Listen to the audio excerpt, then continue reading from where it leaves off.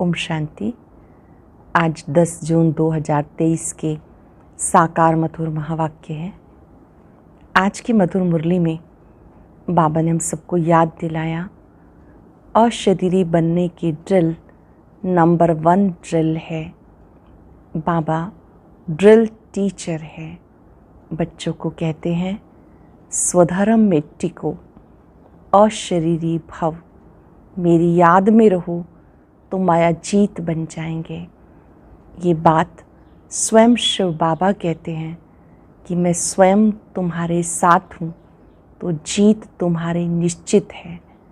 जिनके साथ साक्षात परमात्मा है उनकी जीत होनी ही है। बाबा आकर याद दिलाते कि मैंने ही आकर तुम्हें सत्य गीता ज्ञान दिया, राजयोग सिखाया। यादगार है, मटकी तोड़ी, गोपियों के वस्त्र चुराए। इनका अर्थ स्पष्ट करते बाबा ने कहा, बाबा आकर विकारों की मटकी को तोड़ते हैं और कहते हैं मैं तुम्हें स्वर्ग का राजभाग दूंगा, इसलिए मुझे याद करो। मैं स्वयं तुम बच्चों को पढ़ाने के लिए आता हूँ। गाते हैं यदा यदा ही धर्मस्य। ये इस समय का ही यादगार है, पर कोई भी नहीं जानते कि बाबा स्वयं आए हैं। विघ्नों के बीच में भी आपको घबराना नहीं। भले विघ्नों की ये दुनिया है, विघ्न आएंगे चले जाएंगे। कहते हैं श्री कृष्ण ने चौथ का चंद्रमा देखा, तभी उन्हें बहुत कलंक लगे। जितने कलंक लगते हैं उतने आप कलगीधर बनते हैं। आप बच्चों को विघ्नों की परवाह नहीं करनी है, क्योंकि आपकी मदद करने वाले स्वयं शिव बाबा हैं। सुनते हैं बाबा के मधुर बोल। बाबा ने कहा, मीठे बच्चे, अशरीरी बनने की ड्रिल नंबर 1 ड्रिल है। इससे वायुमंडल में सन्नाटा छा जाता है। बाप का डायरेक्शन है, इसी ड्रिल का अभ्यास करो। अशरीरी बनने की ड्रिल नंबर 1 ड्रिल है।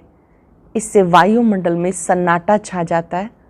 बाप का डायरेक्शन है, इसी ड्रिल का अभ्यास करो। क्वेश्चन है, दुनिया के अनेक विघ्नों के बीच रहते हुए एक रस और खुशी में कौन रह सकता है?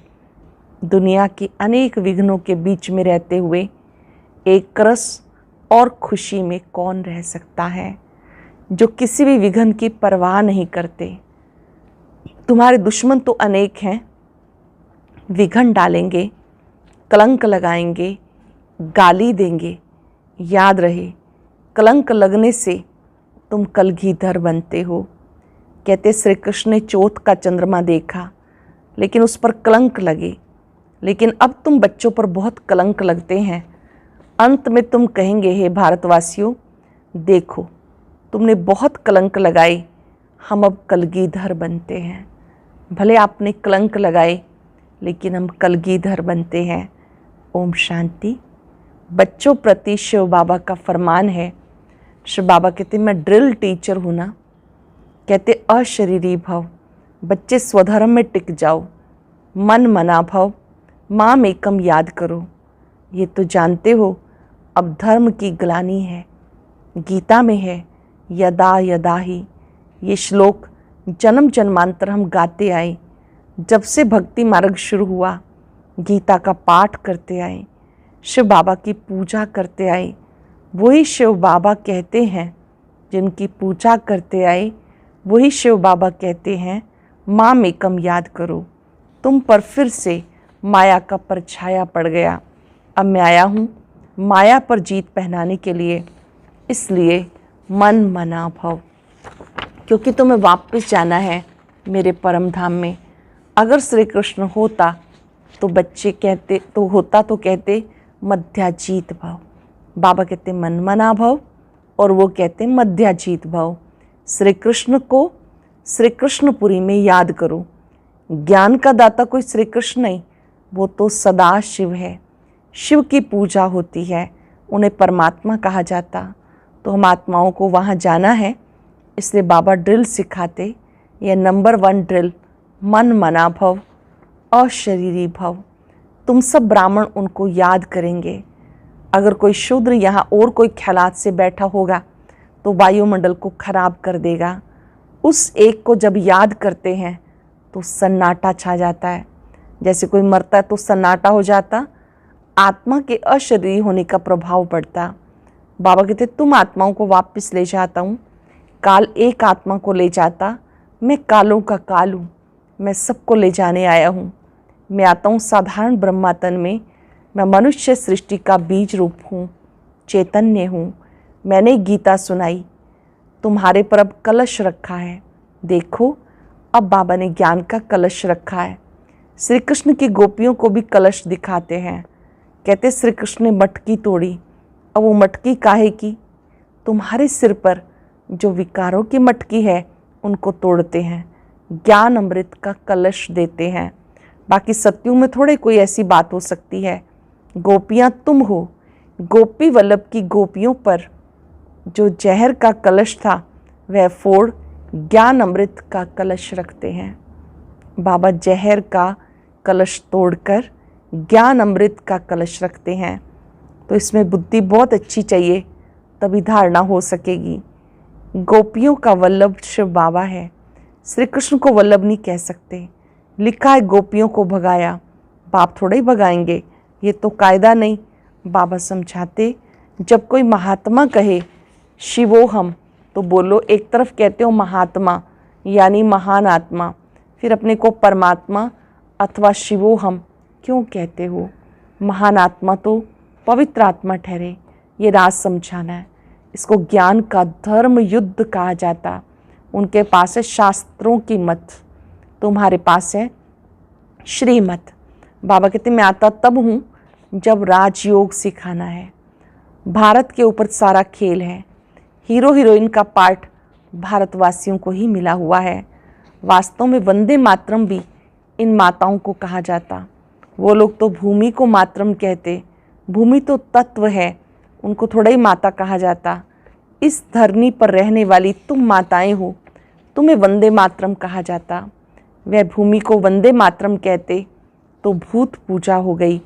अब तुम बच्चे योग बल से बादशाही लेते हो। लंबे काल तक जब आप बाबा को याद करते हो तो वो बल जमा हो जाता है। योग बल से बादशाही लेते हो। सब मेहनत करते रहते पवित्र बन बादशाही लेने के लिए। जिस तरफ साक्षात सर्वसमर्थ सर्वशक्तिवान है उन्हीं की जीत होनी है। परमात्मा की महिमा बिल्कुल अलग है। वो आकर ड्रिल सिखाते, माम एकम याद करो, और सब तुमको दुख देने वाले हैं। सब दुश्मन बन विघन डालते हैं। कोई नई बात नहीं, हमको कोई दुनिया की परवाह थोड़ा ही है। श्री कृष्ण के लिए कहते चौथ का चंद्रमा देखा तब इतनी गाली खाई। कलंक जिन पर लगते हैं वही कलगीधर बनेंगे। फिर अंत में कहेंगे अरे भारतवासियों, तुमने हमें कितनी गाली दी, देखो हम ये बन रहे हैं, राजभाग ले रहे हैं।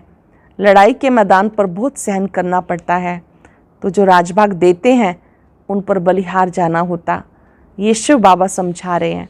ये दादा अपने को भगवान नहीं समझते, इसलिए शिव बाबा कहते बच्चे ये तुम्हारा कल्प कल्प का पार्ट है। तुम भी कहेंगे जब जब धर्म की ग्लानि होती है तब बाबा आते हैं। जब जब धर्म ग्लानि होती है तब बाबा आते हैं। अब बाबा आया है, हम बाबा से वर्षा ले रहे हैं। निमंत्रण पत्र में भी लौकिक बाप के हद के वर्षे और पारलौकिक बाप के वर्षे वाली पॉइंट बहुत अच्छी लिखी हुई है। लौकिक बाप से हद का वर्षा, पारलौकिक बाप से बेहद का वर्षा, ये पॉइंट भी अच्छी लिखी है। बेहद बाप से बेहद का वर्षा मिलता है। लक्ष्मी नारायण को बेहद का वर्षा किसने दिया? बाबा ने दिया। तो ये सब समझने की बातें हैं। हमारा ये सितम सहन करने का पार्ट है। 21 जन्मों के लिए बादशाही मिलती है तो इसमें मेहनत करनी पड़ती है। गाया जाता son shows father, student shows teacher. अब तुम्हारा रियल पार्ट है, तुम समझा सकते हो। वही हमारा बाप टीचर सतगुरु है। वो मनुष्य सृष्टि का बीज रूप है, रचयिता है, सब जीवात्माओं का बाप है। उनको सर्वव्यापी कैसे कहेंगे? बाप तो ऊपर रहने वाला है, तभी तो दुख में याद करते हैं। वो आते तब हैं जब धर्म ग्लानि होती है। बाबा कहते हैं हमारी जन्मभूमि भारत के रहवासी जब दुखी हो जाते हैं तब मुझे आना होता। परमात्मा की जन्मभूमि भारत है, ये अक्षर कोई के मुख से कभी निकलेगा नहीं। अगर सब परमात्मा को हों तो सबकी जन्मभूमि भारत होगी। बाबा कहते हैं सभी प्रिसेप्टर को भी मैं मुक्ति धाम ले जाता हूँ। जो धर्म पिताएं हैं, धर्म के उपदेशक हैं, उनको भी मैं मुक्ति धाम लेके जाता हूँ। जब उनको ये मालूम पड़े कि मुक्ति देने वाला बाबा है, वह भारत में जन्म लेते, भारत बहुत बड़ा तीर्थ बन जाए। समझो सबको मालूम पड़े परंतु आ कैसे सके, सभी तो भारत में आ ना सके, इतना तो अन्न नहीं है भारत में। ये सुनकर बहुत खुश होंगे, ओहो हमारा बाबा जो इन गुरुओं आदि को भी मुक्ति देते हैं, उनका जन्म भारत में होता है। पहचानेंगे तो नॉलेज से ना, और क्या देखेंगे, बाबा को कैसे पहचानेंगे? नॉलेज से, ज्ञान से। ज्ञान सुनकर ज्ञान सागर की याद स्वतः ही आती है। ब्राह्मणों में जब किसकी सोल आती है तो उनके भी बोलने से पहचानते हैं, बिगर बोलने पहचान कैसे हो सकती? बात करने से मालूम पड़ेगा बरोबर फलानी आत्मा है। शिव बाबा भी जब नॉलेज दे तब समझे कि शिव बाबा बोलते हैं। ज्ञान ये तो दे ना सके, सिवाय बाप के कोई समझा ना सके। कभी कभी कोई कहते हम शिव बाबा से बात करें, परंतु उनको पहचानेंगे कैसे? समझ भी नहीं सकेंगे। बुद्धि से समझना चाहिए, ये नॉलेज बाबा के सिवाय कोई दे नहीं सकता। देखो कहाँ कहाँ बच्चियाँ बिगर देखे तड़फ रही हैं शिव बाबा से मिलने के लिए। जरूर उनकी ताकत है जो खींचती है, कशिश होती है, तो उनको सफ़ेद पोश का साक्षात्कार कराते। इसलिए बाबा कभी हमारी ड्रेस बदलने नहीं देते। साक्षात्कार कराते हैं तो बाबा सफ़ेद पोशधारियों का कराते, तो बाबा कभी ड्रेस नहीं बदलने देते। उनकी नॉलेज से मालूम पड़ता। बहुतों को भिन्न भिन्न प्रकार के साक्षात्कार होते, परंतु उनसे क्या फ़ायदा? तुम्हारा काम नॉलेज से है, ये नॉलेज कोई दे ना सके। सारा गुप्त पार्ट हुआ। कहते मैं आत्मा का रूप धारण कर इसमें प्रवेश हो जाता हूँ। तो ये नॉलेज इतनी बाबा ही देते हैं, हम थोड़े जानते थे। बाबा देखो कितनी कमाल करते, कहते मुझे अपना वारिस बनाओ। शिव बाबा कितनी कमाल करते हैं, कहते मुझे अपना वारिस बनाओ। मैं तुम्हारी इतनी सेवा करूँगा जो तुम्हारा बच्चा भी कभी नहीं कर सकेगा। मैं तुम्हें 21 जन्म के लिए राजभाग दूंगा, फिर भी अगर वारिस ना बनाई तो तकदीर कहा जाता। तुम बच्चियाँ जानती हो हम शिव बाबा से वर्षा लेने के लिए आए हैं। शिव बाबा को और बैकुंठ को तुम सिवाय दिव्य दृष्टि के देख ना सको। ज्ञान बिल्कुल क्लियर मिल रहा है। हमें बाबा राजयोग सिखाते हैं। ऊंचे से ऊंचा वर्षा है स्वर्ग की बादशाही, सो भी पढ़ाई से मिलती है। कोई भी राजयोग सिखा ना सके। बाबा आते हैं, पढ़ाई पढ़ाते हैं, बाबा के सिवाय कोई राजयोग सिखा ना सके। हम नर से नारायण बनते हैं, ये राजयोग सिखाते ही अंत में, तब फिर सतयुग में राजा रानी बनेंगे। ये मुसलों की लड़ाई भी प्रसिद्ध है। गीता से देवी देवता धर्म स्थापन हुआ। उस समय और कोई धर्म नहीं था, वो सब कहाँ गए? विनाश हुआ। बिल्कुल सहज बात है। ट्रेन में तुम बच्चे बहुत सेवा कर सकते हो, फिर भी प्रजा तो बन जाएगी। गाड़ी का डिब्बा ही तुम्हारी प्रजा बन जाएगी। जब आप ट्रेन में जाते हो तो आपके पास टाइम होता है, जो भी लोग बैठे हैं उनको सुना सकते हो। तब बाबा कहते वो स्वर्ग में जाने वाली आपकी प्रजा तैयार हो जाएगी। बैठकर सुनेंगे तो उन्हें बहुत अच्छा लगेगा। लिटरेचर हाथ में होना चाहिए, साथ में लाडला श्री कृष्ण भी होना चाहिए। अच्छा, मीठे मीठे सिक्के लदे बच्चों प्रति माता पिता बाप दादा का याद प्यार गुड मॉर्निंग। रूहानी बाप की रूहानी बच्चों को नमस्ते। रूहानी बच्चों की रूहानी बाप दादा को याद प्यार नमस्ते। शुक्रिया बाबा, शुक्रिया। धारणा के लिए सार। 21 जन्मों की तकदीर बनाने के लिए शिव बाबा को अपना वारिस बनाना है। हर कर्म से बाप, टीचर, सतगुरु तीनों का शो करना है। ज्ञान क्लियर मिल रहा है, इसलिए साक्षात्कार की आश नहीं रखनी है। साक्षात सर्वसमर्थ बाप हमारे साथ है, इसलिए विघ्नों से घबराना नहीं। ज्ञान क्लियर मिल रहा है, इसलिए साक्षात्कार की आश नहीं रखनी। साक्षात सर्वसमर्थ बाप हमारे साथ है, इसलिए विघ्नों से घबराना नहीं। वरदान है, मेरा बाबा के स्मृति स्वरूप द्वारा समर्थियों का अधिकार प्राप्त करने वाले समर्थ आत्मा भव। मेरा बाबा के स्मृति स्वरूप द्वारा समर्थियों का अधिकार प्राप्त करने वाले समर्थ आत्मा भव। कल्प पहले की स्मृति आते ही बच्चे कहते तुम मेरे हो। बाबा कहते तुम मेरे हो। इस मेरेपन की स्मृति से नया जीवन, नया जहान मिल गया और सदा के लिए मेरा बाबा इस स्मृति स्वरूप में टिक गए। इस स्मृति के रिटर्न में समर्थी स्वरूप बन गए। जो जितना स्मृति में रहते हैं उतना समर्थियों का अधिकार प्राप्त हो जाता है। जो जितना स्मृति में रहते उन्हें समर्थियों का अधिकार मिल जाता। जहाँ स्मृति है वहाँ समर्थी है। थोड़ी भी विस्मृति है तो व्यर्थ है। इसलिए सदा स्मृति स्वरूप सो समर्थ स्वरूप बनो। स्मृति स्वरूप सो समर्थ स्वरूप बनो। अर्थात स्मृति से शक्ति आती है। मेरे बाबा मेरे साथ हैं, इस स्मृति से समर्थ आत्मा बनो। स्लोगन है, हार्ड वर्कर के साथ साथ स्थिति में भी हार्ड बनो। हार्ड वर्कर के साथ साथ स्थिति में भी मजबूत बनो। मातेश्वरी जी के महावाक्य, सृष्टि की आदि कैसे होगी? बहुत मनुष्य प्रश्न पूछते हैं। परमात्मा ने सृष्टि कैसे रची? आदि में कौन सा मनुष्य रचा? अब उसका नाम रूप समझना चाहते हैं। अब उस पर उनको समझाया जाता। परमात्मा ने सृष्टि की आदि ब्रह्मा तन से की। पहला आदमी ब्रह्मा रचा। तो जिस परमात्मा ने सृष्टि की आदि की तो अवश्य परमात्मा ने भी इस सृष्टि में अपना पार्ट बचाया होगा। अब परमात्मा ने कैसे पार्ट बचाया? पहले परमात्मा ने सृष्टि को रचा, उसमें भी पहले ब्रह्मा को रचा। तो पहले ब्रह्मा की पवित्र आत्मा हुई, वही जाकर श्री कृष्ण बनी। उसी द्वारा देवी देवताओं की सृष्टि की स्थापना की। तो दैवी सृष्टि की रचना ब्रह्मा तन द्वारा कराई। तो देवी देवताओं का आदि पिता ठहरा ब्रह्मा। ब्रह्मा सो श्री कृष्ण बनता है।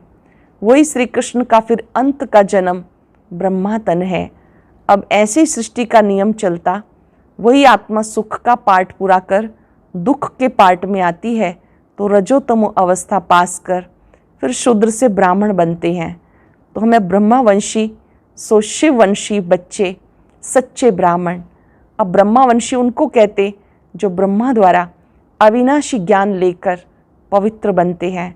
इससे सिद्ध है इस सृष्टि का आदि पिता ब्रह्मा बाबा है। अच्छा, ओम शांति। आज हम सब अभ्यास करेंगे, मैं समर्थ आत्मा हूँ। मेरा बाबा इस स्मृति से समर्थ आत्मा की स्थिति का अनुभव करेंगे। एकाग्र हो जाएं। बाबा के मधुर बोल कानों में गूंजते रहें। मेरे बच्चे। बच्चे भी सम्मुख आकर कहते हैं, मेरा बाबा, मेरा बाबा। दिल से मेरा बाबा कहने पर आत्मा में शक्तियां आती हैं। आत्मा समर्थ बनती है, व्यर्थ से मुक्त हो जाती है। शक्तियों से संपन्न बनने के लिए पुनः स्मृति में लाएं, मैं समर्थ आत्मा हूं। मेरे बाबा मेरे साथ हैं। उनसे शक्तियां अपने में आती अनुभव करें। मैं समर्थ आत्मा हूं।